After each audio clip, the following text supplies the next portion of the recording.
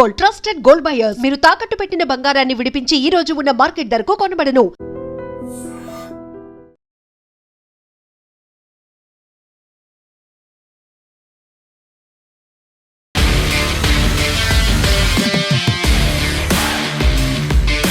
నమస్తే, welcome to I dream talking point with Kavitha. Karnataka Congress రాజకీయాల్లో గత కొన్ని రోజులుగా కొనసాగుతున్నటువంటి సస్పెన్స్ ఎట్టకేలకు ఒక క్లారిటీ వచ్చింది. రాష్ట్రంలో నాయకత్వ మార్పు అధికారికంగా ఖరారైంది. ముఖ్యమంత్రి పదవికి తాను రాజీనామా చేస్తున్నట్లుగా సీఎం సిద్ధరామయ్య స్వయంగా ప్రకటించారు. గురువారం ఉదయం తన అధికారిక నివాసంలో ఏర్పాటు చేసిన ప్రత్యేక బ్రేక్ఫాస్ట్ మీటింగ్లో ఆయన ఈ సంచలన నిర్ణయాన్ని తన కేబినెట్ సహచరులకు వివరించారు. మధ్యాహ్నం తర్వాత సిద్ధరామయ్య తన రాజీనామా లేఖను సమర్పించనున్నారు. ఈ క్రమంలోనే deputy CM D K Shivakumar Siddaramaiah కాళ్లు మొక్కి మరీ ఆశీర్వాదం తీసుకున్నారు. సిద్ధరామయ్య కాళ్లు ఎందుకు డీకే శివకుమార్ మొక్కారు? ఈ అల్పాహార విందు రాజకీయ చర్చలకే పరిమితం కాకుండా అత్యంత భావోద్వేగభరితమైనటువంటి ఘట్టానికి వేదికగా నిలిచింది. నాయకత్వ మార్పు అధికారికంగా ఖరారైనటువంటి తరుణంలో ఉప ముఖ్యమంత్రి డీకే శివకుమార్ అందరి సమక్షంలో ముఖ్యమంత్రి సిద్ధరామయ్య పాదాలకు నమస్కరించి ఆయన ఆశీర్వాదాలను తీసుకున్నారు.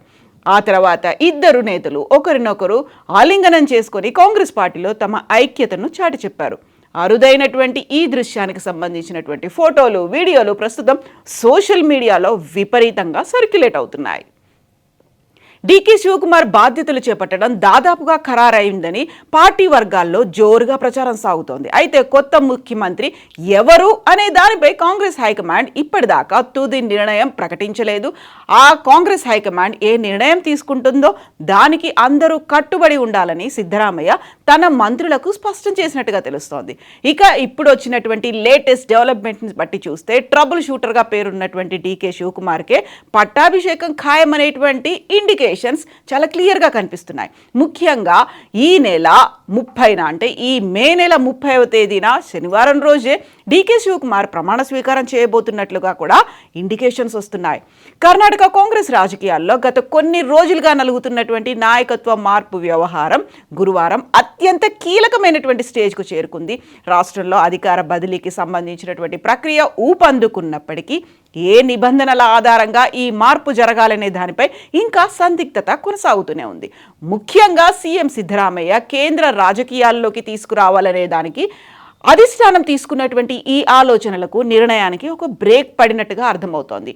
ఢిల్లీకి వెళ్ళి రాజ్యసభ సభ్యత్వాన్ని స్వీకరించడానికి సిద్ధరామయ్య తీవ్రంగా అపోజ్ చేస్తున్నట్టుగా కాంగ్రెస్ పార్టీ ఇప్పుడు భావిస్తోంది. ఆ వివరాలు అఫీషియల్గా రాకపోయినప్పటికీ అదే భవిష్యత్తులో జరగబోతోంది అనేటువంటి సంకేతాలు కూడా వస్తున్నాయి.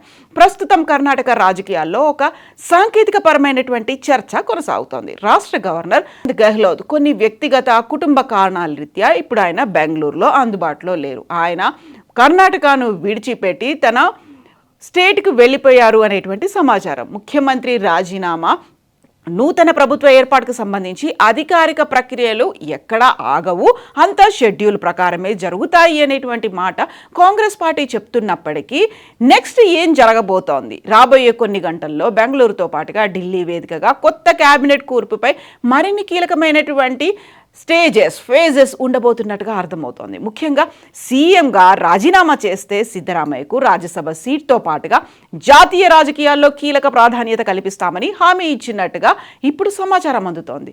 ప్రస్తుతం రాజ్యసభలో విపక్ష నేతగా ఉన్నటువంటి మల్లికార్జున ఖర్గే పదవీ కాలం వచ్చే నెలలో ముగియబోతోంది.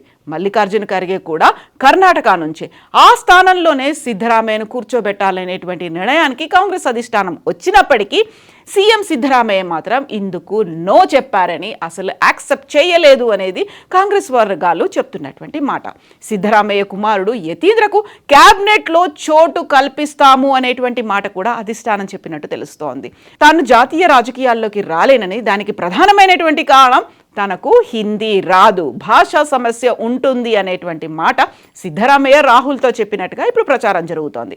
ముఖ్యమంత్రి పదవికి రాజీనామా చేసిన తర్వాత ఆయన ఎలాంటి నిర్ణయం తీసుకుంటారనేది ఉత్కంఠ రేపుతోంది. ముఖ్యంగా సిద్ధరామయ్య రాబోయే 2 ఏళ్ల పాటు కర్ణాటకలోనే సాధారణ ఎమ్మెల్యేలాగే కొనసాగేందుకు మొగ్గు చూపుతున్నారని ఇప్పుడు వార్తలు అందుతున్నాయి. ఈ అధికార బదిలీ ప్రక్రియకు సంబంధించినటువంటి విషయాలతో పాటు భవిష్యత్తు కార్యాచరణపై చర్చించేందుకు ఆయన గురువారం సాయంత్రం ఢిల్లీకి వెళ్తారు అనేటువంటి వార్తలు కూడా వస్తున్నాయి. అక్కడ కాంగ్రెస్ అగ్రనాయకత్వంతో ముఖాముఖిగా భేటీ అవుతారు. తన వర్గానికి రావాల్సినటువంటి దక్కాల్సినటువంటి న్యాయంపై పట్టుబడతారు అనేటువంటి వార్తలు వస్తున్నాయి. ఇక కొత్తగా ఏర్పడబోయేటువంటి డీకే శివకుమార్ మంత్రివర్గంలో సిద్ధరామయ్యకు అత్యంత నమ్మకస్తులైనటువంటి ముఖ్య అనుచరులకు, ఎమ్మెల్యేలకు కీలకమైనటువంటి మంత్రి పదవులు దక్కుతాయి అనేటువంటి వార్తలు వినిపిస్తున్నాయి.